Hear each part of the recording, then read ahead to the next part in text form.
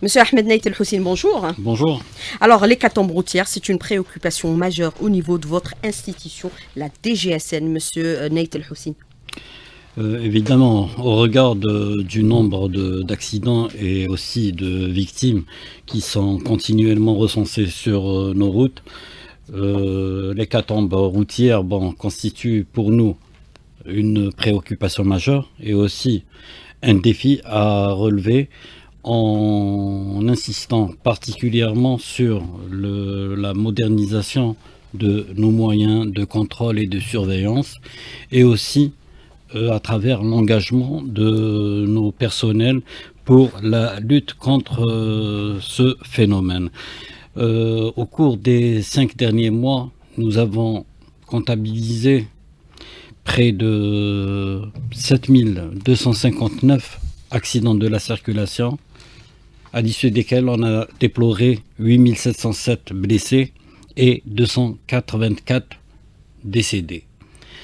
Comparativement à la même période, c'est-à-dire on est en train de parler au niveau des zones urbaines, c'est-à-dire les zones de compétence de la Sûreté nationale.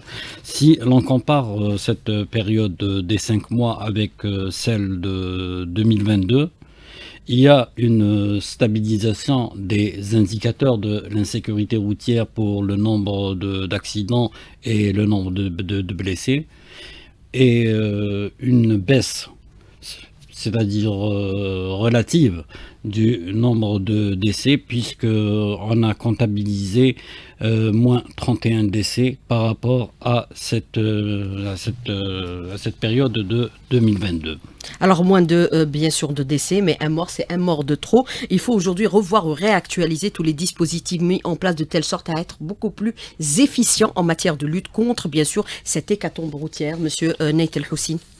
Justement, c'est le plan de charge qui nous a été fixé par le haut commandement de la DGSN, c'est de réactualiser nos méthodes et aussi d'introduire de nouveaux outils pour la lutte contre l'insécurité routière. Il y a énormément de projets qui sont mis en place présentement pour améliorer la lutte contre l'insécurité routière, à commencer par le système de collecte des données, qui est un système très performant qui a été développé en interne par les ingénieurs de la DGSN, de la direction des services techniques, et qui nous donne une visibilité globale par rapport à ce phénomène, avec une possibilité de rentrer dans tous les détails liés à la survenance de ces accidents, le type de véhicule impliqué, l'âge du conducteur, l'endroit où s'est produit cet accident.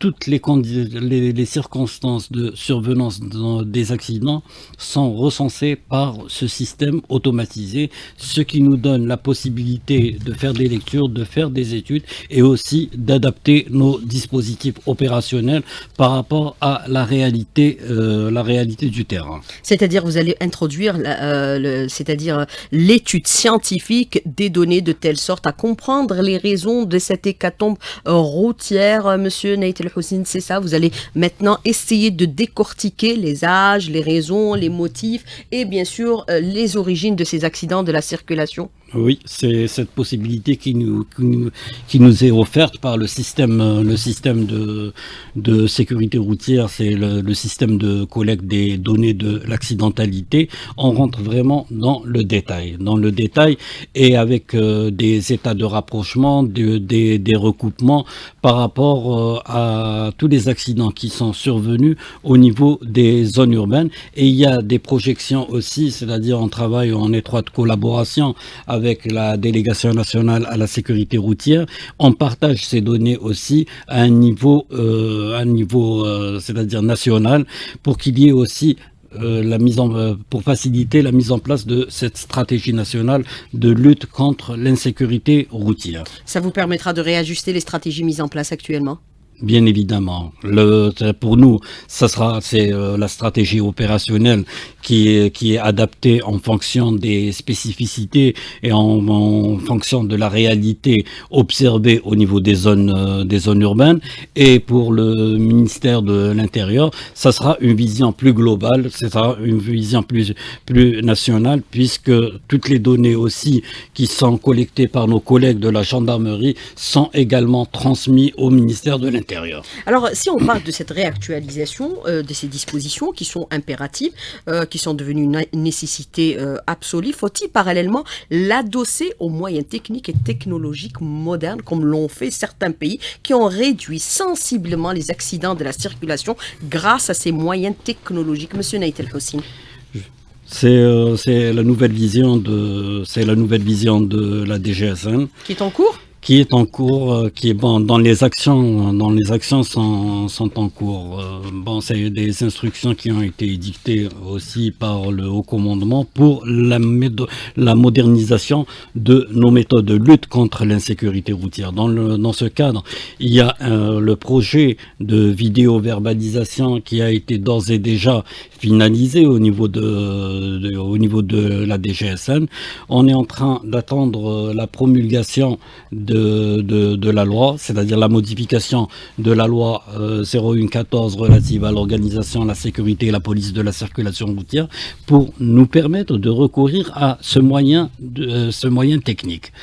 Ça sera l'exploitation des systèmes de vidéosurveillance qui sont d'ores et déjà déployés au niveau de certaines villes, Alger, Oran, Ouargla, Ghardaïa, etc., qui vont être exploités pour la verbalisation de certaines infractions au code de la route, notamment les contraventions liées à l'arrêt et au stationnement, également les dépassements dangereux, les manœuvres dangereuses, les franchissements de lignes continues, quelques infractions génératrices d'accidents pour lesquelles les systèmes de vidéosurveillance constitueront un outil de choix pour la verbalisation sans pour autant déployer des effectifs supplémentaires de police. C'est un aspect de modernisation et aussi un aspect de rationalisation de l'emploi des moyens humains de la Sûreté nationale. Alors bien sûr, vous parlez de cette vidéosurveillance et la vidéo-verbalisation.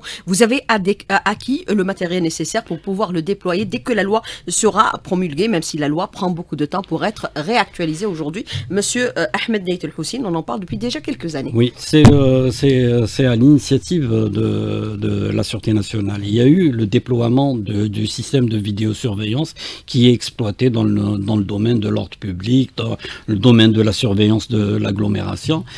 Avec l'initiative de la direction des services techniques de la DGSN, ils ont développé des interfaces pour pouvoir exploiter ce système dans le cadre de la répression des infractions au code de la route.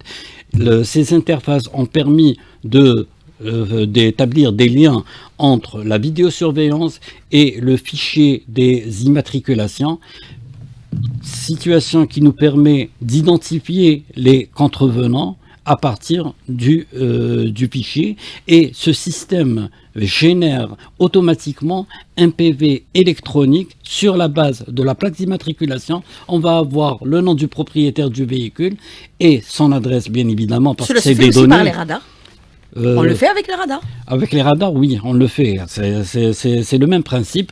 Ce sera l'exploitation de toutes les caméras, et là, ça va avoir un impact positif sur la modification surtout des comportements des usagers de la route, puisqu'ils vont se sentir constamment surveillés, notamment au niveau des villes qui sont couvertes par le système de vidéosurveillance. C'est un moyen, bien sûr, de dissuasion. Je voudrais revenir avec vous sur un aspect qui est important aujourd'hui, cette modernisation de la gestion, bien sûr, de la circulation, des flux également sur les routes, avec bien sûr cette saison estivale. Est-ce qu'il y a des dispositions particulières, puisque nous avons vu qu'en cette période, il y a une hausse vertigineuse des températures et qui pourrait aussi être à l'origine de certains accidents, notamment pour ceux qui font les longs trajets, notamment les bus, le transport en commun? Pour ce qui est de la saison estivale, il y a toujours un dispositif spécifique qui est déployé par la Sûreté nationale. On s'adapte à la réalité du terrain. Maintenant, il faut Parce que s'adapter à la chaleur aussi. on s'adapte à la chaleur, voilà, par la présence de dispositifs de sécurisation durant la période nocturne, parce que les déplacements s'effectuent généralement de nuit. Et aussi, à travers les données statistiques que nous recueillons au niveau de nos services, la survenance des accidents est plus significative entre 18 heures et minuit. C'est la période durant laquelle, bon, notamment en période estivale, les usagers préfèrent effectuer leurs déplacements. Et aussi, il y a une fluidité de la circulation routière qui incite certains chauffeurs à, c'est-à-dire verser dans les excès de vitesse. La première infraction génératrice d'accidents, c'est l'excès de vitesse. En milieu urbain, c'est les concomitantes avec,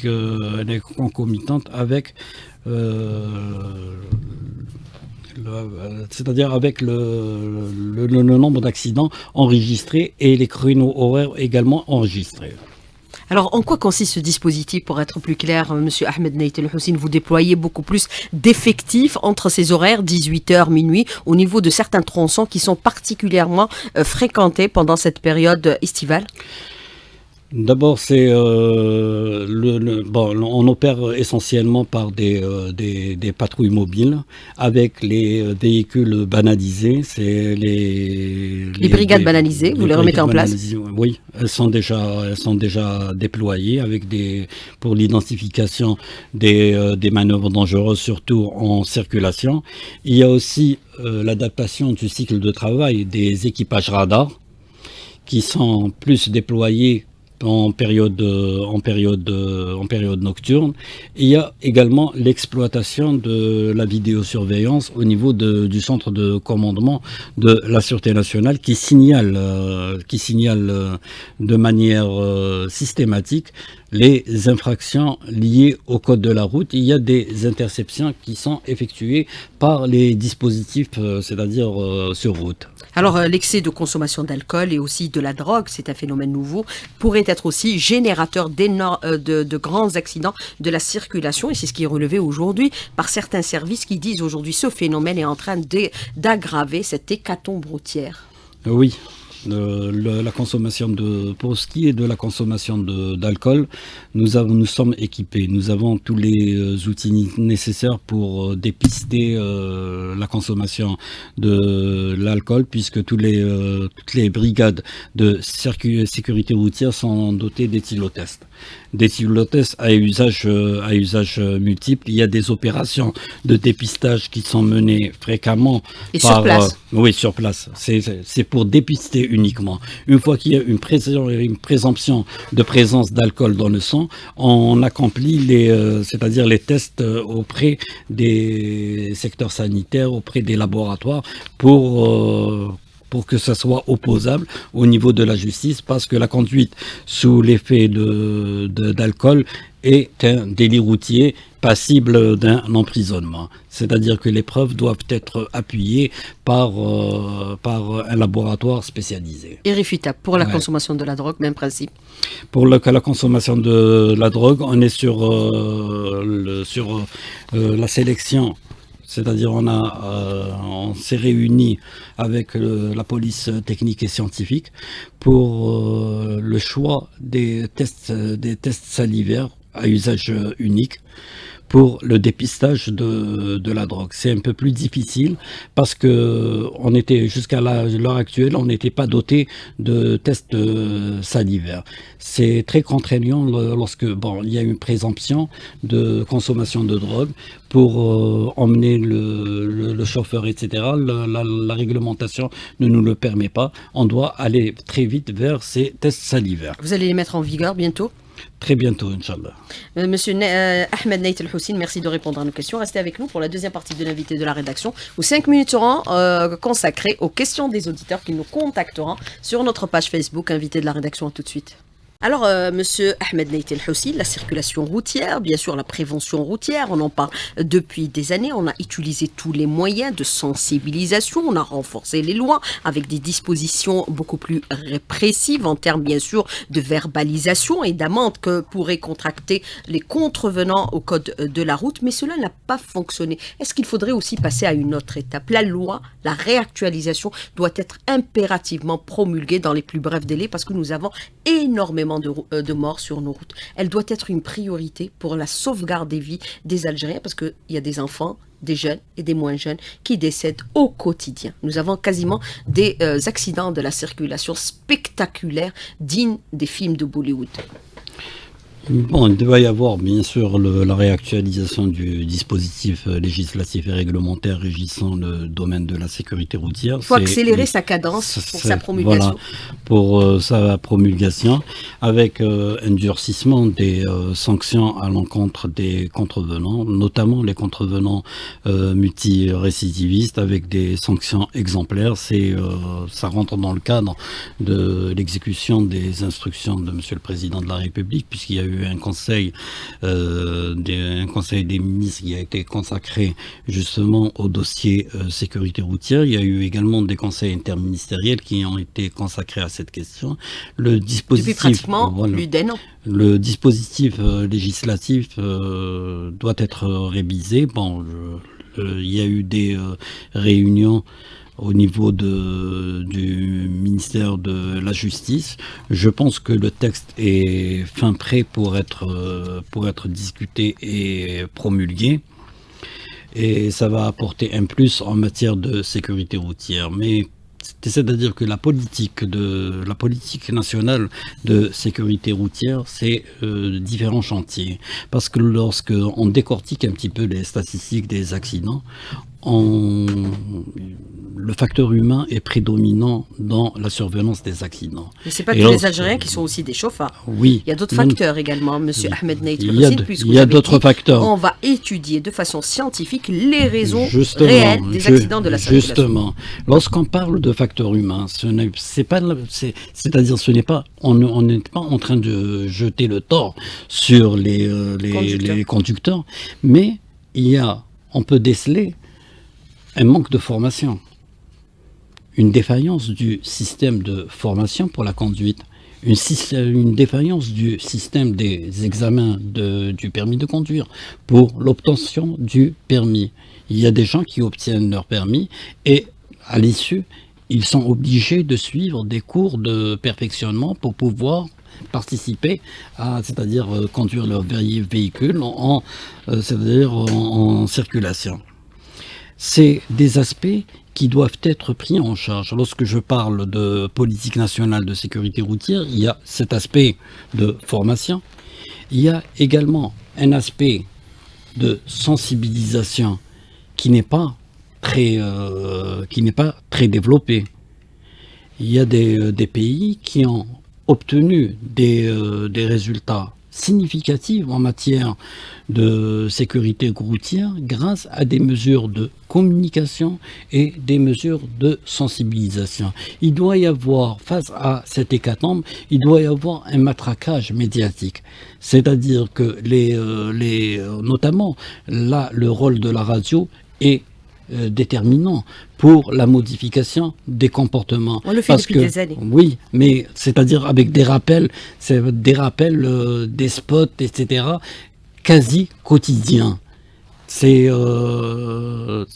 On ne doit pas, c'est-à-dire réagir dans l'émotion. Lorsqu'il y a des accidents spectaculaires avec un nombre élevé de morts, c'est tout le monde qui se met bien évidemment sur la thématique, mais après il y a une accalmie qui est observée au niveau des médias et au niveau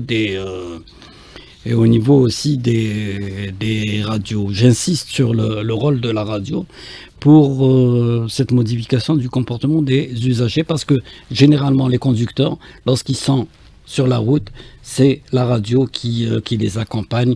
Et là, avec les radios locales, pour les spécificités au niveau des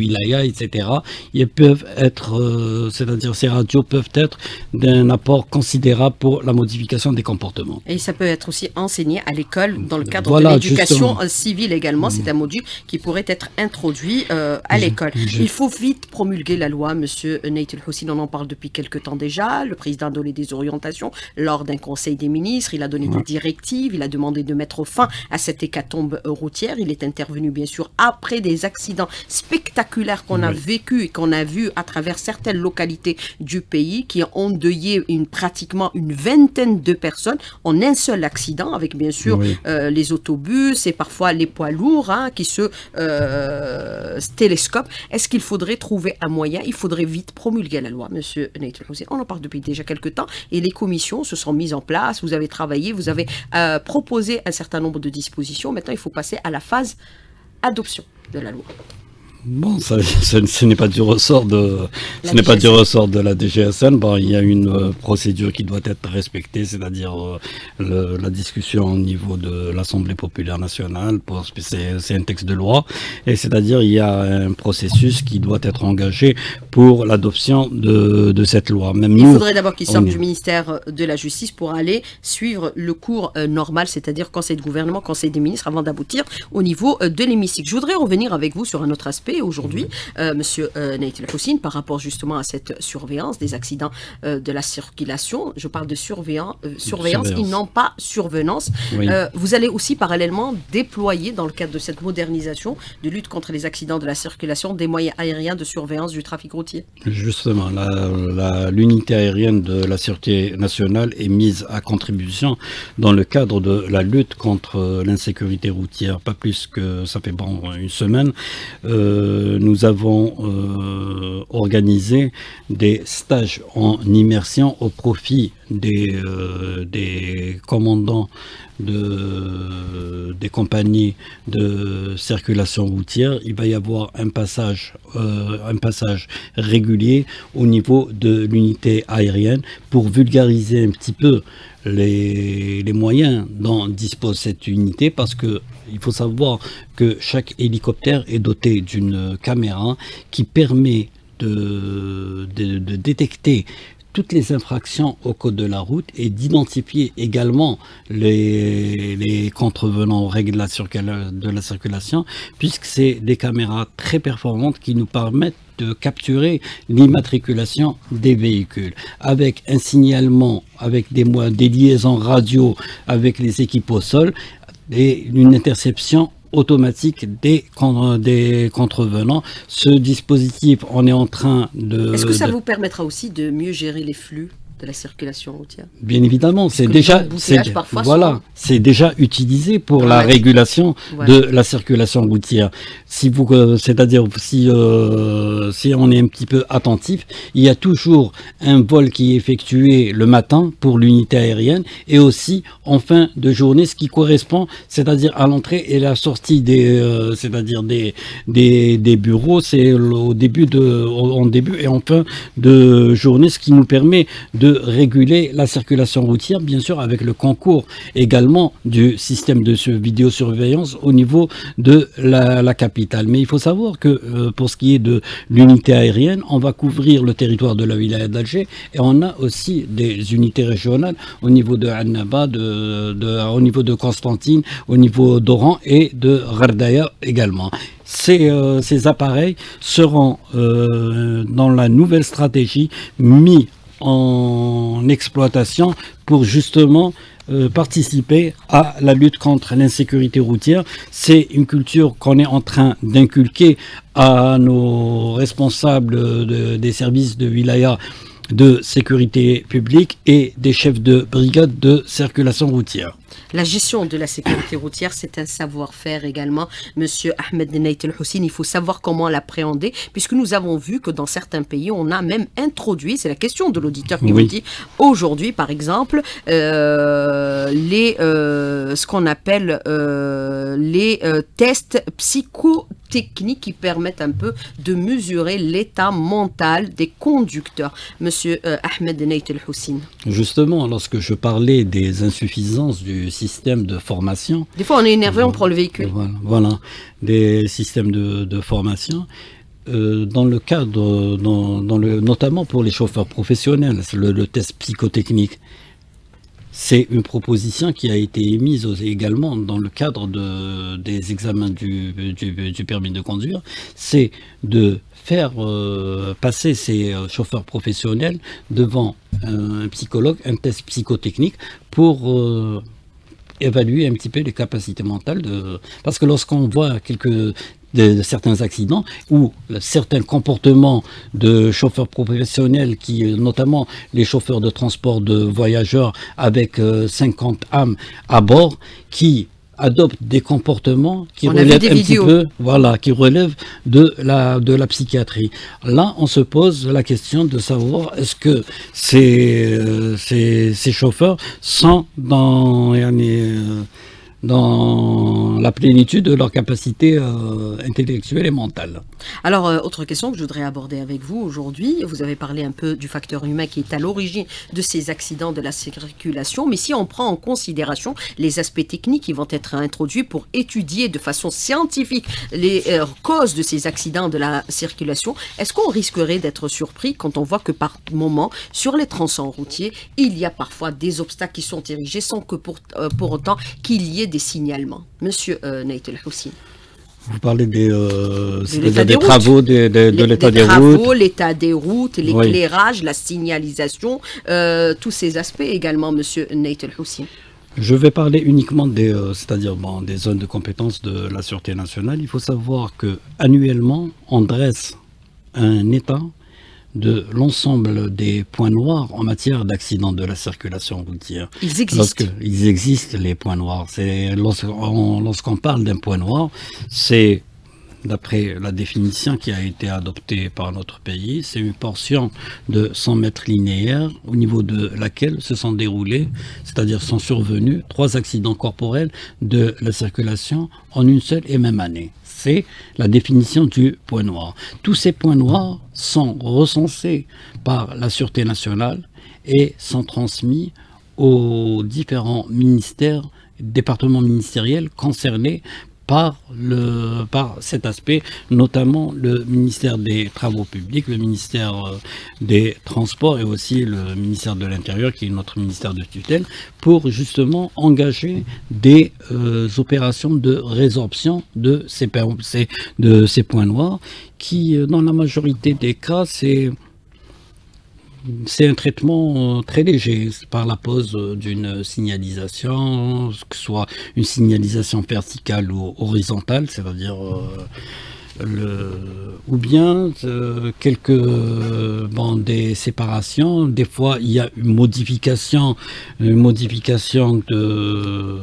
plan de circulation, etc., pour traiter ces points noirs générateurs d'accidents. Et il y a parfois des ralentisseurs qui sont érigés par endroits sans pour autant qu'il y ait des signalisations et malfaçons dans la réalisation de certaines routes, par exemple, où vous avez le passage autorisé sur un virage. Or que c'est des plus dangereux. Le virage, c'est un angle mort. Alors, je voudrais revenir avec vous, bien sûr, sur ces dispositions qu'il faut impérativement aujourd'hui promulguer. On a vu les accidents. Vous avez donné quelques nombres. Un mort, c'est un mort de trop. Oui. Le président de la République, le 11 septembre 2022, cela fera bientôt pratiquement une année qu'il avait demandé à appliquer les peines maximales à l'égard, bien sûr, des infractions qualifiées de crimes, bien sûr, au niveau de nos routes. Il a demandé aussi la nécessité d'aller vers une solution coercitive, soulignant la nécessité d'appliquer les peines les plus lourdes dans les cas de non-respect avéré du code de la route. Il parle de constatation avérée. Il faut ces outils, les mettre en place aujourd'hui. Bien sûr, bien évidemment. Et ces instructions... Je rappelle que c'était le 11 septembre 2022. Oui.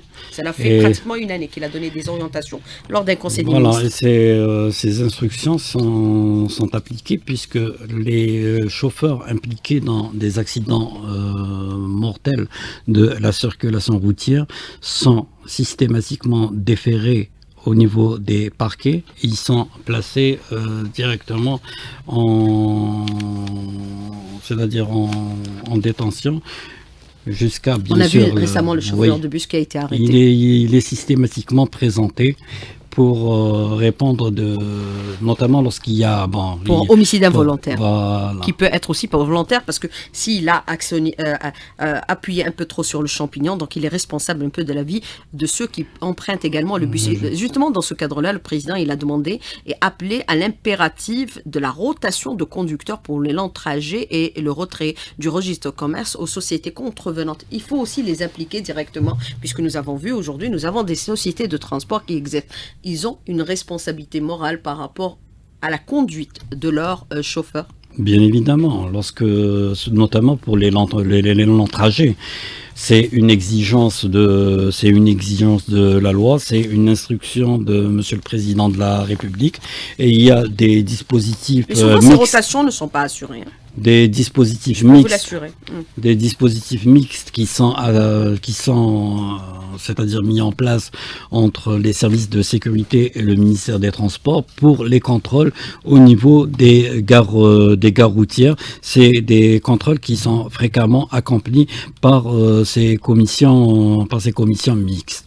Mais là, notre souhait en tant que service de sécurité, c'est aller très vite vers le chronotachygraphe, qui est le moyen technique le mieux adapté pour nous permettre justement de contrôler les temps de conduite, les temps de repos et aussi la vitesse pratiquée par ces chauffeurs professionnels tout au long du trajet.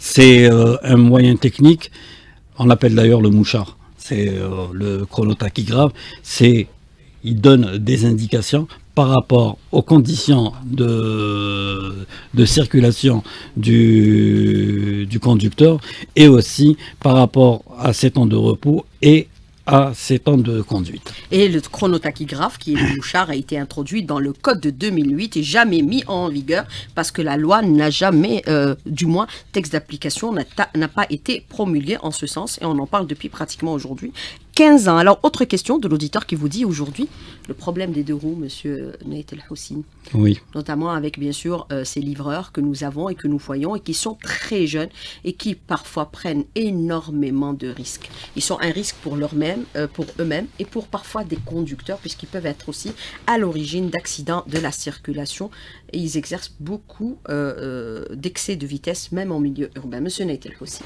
Pour ce qui est des deux roues, c'est un phénomène émergent, notamment au niveau des grandes villes.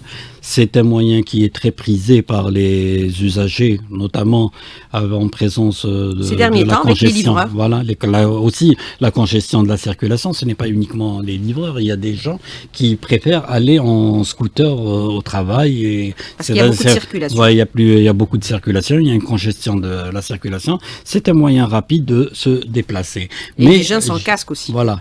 Mais malheureusement, ça s'est accompagné par une très forte sinistralité. Et lorsqu'on parle d'un accident de la circulation impliquant une moto, il y a soit des blessures très graves, soit un décès systématique lors d'une chute. Notamment lorsque c'est-à-dire le conducteur du scooter n'est pas muni de son casque, ni de gants, etc.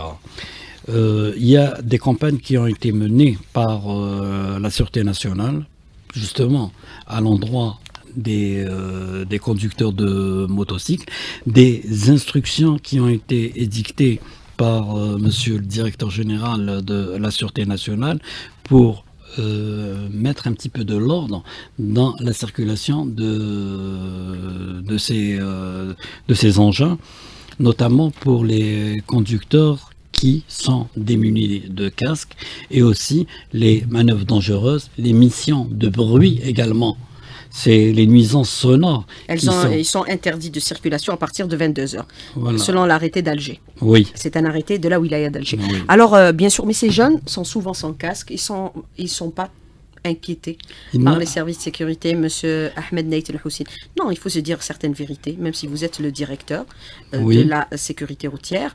Non, il Il y a il y a des opérations de contrôle qui sont effectuées systématiquement. Et lorsque on se présente au niveau de la fourrière de Béziers, puisqu'on parle d'Alger, c'est-à-dire on peut aisément voir un petit peu l'activité des services de police en matière d'immobilisation et de mise en fourrière des motocycles. Également, c'est-à-dire pour On ce parle qui pas est, d'Alger, on parle pour, de oui, toutes les zones urbaines. justement, Parce que vous c'est-à-dire, êtes le directeur de la sécurité voilà, publique à travers les 58 wilayas. d'accord. Et là, c'est-à-dire lorsqu'on parle un petit peu de motocycle, la révision de la loi également est impérative pour durcir un petit peu les sanctions. Parce que on opère, c'est-à-dire l'intervention des services de police s'effectue dans le cadre de la loi. Lorsque un conducteur se présente sans casque devant un contrôle routier, le policier est obligé, bien évidemment, d'immobiliser la moto Oui, voilà. jusqu'à cessation de l'infraction. Et là, généralement, le conducteur de la moto, il appelle un ami, un copain, il lui ramène un casque, et là, il paye une petite contravention, et il repart tranquillement. Là, on doit un petit peu durcir ces sanctions à l'encontre des conducteurs de motocycles. Alors, vous avez autre question de l'auditeur qui vous dit parmi les causes des accidents de la circulation, il faut incriminer la mauvaise acuité visuelle, puisqu'il y a un test qui est normalement fait avant, bien sûr, la délivrance du permis de conduire. Il y a des gens inaptes à la conduite et qui conduisent quand même. Quelle est votre réponse justement par rapport à cette question rapidement, Monsieur Naït El Houssine? Il y a des Il y a les tests périodiques, c'est-à-dire en deçà de 60 ans, ça s'effectue chaque 10 ans. C'est-à-dire il y a un test médical qui est obligatoire pour le renouvellement du dossier du permis de conduire, et à l'issue, c'est-à-dire à partir de 60 ans, c'est un test médical périodique qui est opéré chaque 5 années, et je pense que c'est les standards internationaux, et ça permet de déceler c'est-à-dire des incompatibilités avec la conduite. Alors, est-ce qu'il faudrait revoir l'âge de délivrance du permis de conduire, Monsieur Ahmed Naït El Houssine, puisque nous avons vu le plus gros des accidents de la circulation survient bien sûr pour les conducteurs entre l'âge de 19 à 30 ans. Ils sont à l'origine de pratiquement 35% des accidents de la circulation, Monsieur Ahmed Naït El Houssine. On est aussi dans les standards internationaux. À partir de la majorité, c'est-à-dire à partir de 19 ans, on avoir peut son permis de conduire. On peut accéder à un permis de conduire. Alors, autre question de l'auditeur, pourquoi la circulation des motos et des voitures bruyantes seulement dans la capitale? Ce n'est pas le cas dans d'autres localités. Est-ce qu'il faudrait les interdire même la journée, Monsieur Naït El Houssine? Parfois, ils font très peur. Oui. Ce n'est pas uniquement au niveau de la capitale, c'est aussi au niveau de la wilaya de Blida. C'est des arrêtés qui sont pris par messieurs les walis. C'est-à-dire lorsque il y a nécessité une nécessité d'ordre public, etc. Il y a des arrêtés qui sont pris par messieurs les walis, et on est là pour justement appliquer ces arrêtés. Parce que là, lorsqu'on parle un petit peu de restrictions par rapport à la circulation de certains véhicules, etc., c'est dans les prérogatives des walis. Est-ce qu'il faudrait mettre en place, bien sûr, le fichier national des contrevenants à la circulation routière, Monsieur Ahmed Naït El Houssine, notamment les multirécidivistes qui sont à l'origine de plusieurs accidents, pour un retrait définitif du permis de conduire? C'est la question de l'auditeur. Aux États-Unis, ils l'ont pratiqué. C'est une nécessité. Retrait définitif, interdit de conduire. C'est une nécessité, et c'est la finalité aussi à travers la mise en place du permis électronique biométrique, puisqu'il y a déjà une base de données qui a recueilli près de 4 millions de permis électroniques biométriques, avec la possibilité d'établir un fichier des contrevenants et de revenir, c'est-à-dire à chaque fois qu'il y a infraction, de consulter ce fichier. Alors, autre question, le vieillissement des véhicules pourrait être aussi à l'origine de certains accidents de la circulation, notamment pour les transports en commun. Monsieur Ahmed Naït El Houssine, parfois les bus circulent dans un état de délabrement très avancé. Quelle est votre réponse? Contrairement, c'est-à-dire aux idées préconçues, c'est les véhicules neufs qui sont fortement impliqués dans les accidents de la circulation. Pour les bus? Pour les bus et aussi pour les véhicules touristiques. Et c'est lié également à cette infraction d'excès de vitesse. Lorsqu'on est dans un véhicule neuf, on a tendance à aller plus vite que, c'est-à-dire on se sent en sécurité.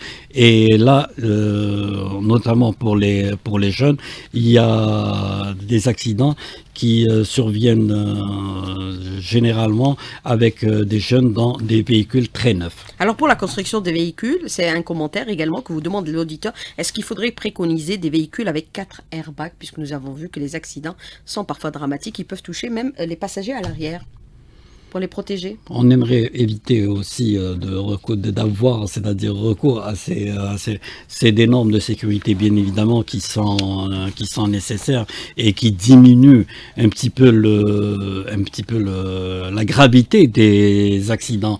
Mais notre objectif, c'est de lutter contre la survenance de ces accidents. Avec les fortes chaleurs, des conseils, monsieur Ahmed Nait El Houssine, il faut être extrêmement vigilant et prudent. Extrêmement vigilant, c'est-à-dire on peut avoir une insolation voilà, même à travers, voilà. Même à travers c'est-à-dire de faire des pauses régulières, notamment pour les gens qui effectuent de longs trajets, c'est-à-dire de boire beaucoup d'eau et de prendre des moments de repos. C'est impératif. Et de ne pas s'énerver essentiellement. Monsieur Ahmed Nait El Houssine, merci d'avoir répondu à nos questions, d'avoir été en direct avec nous ce matin dans le studio. Merci beaucoup. Et si vous êtes sur la route, faites attention à vous et à vos familles. Merci. Merci.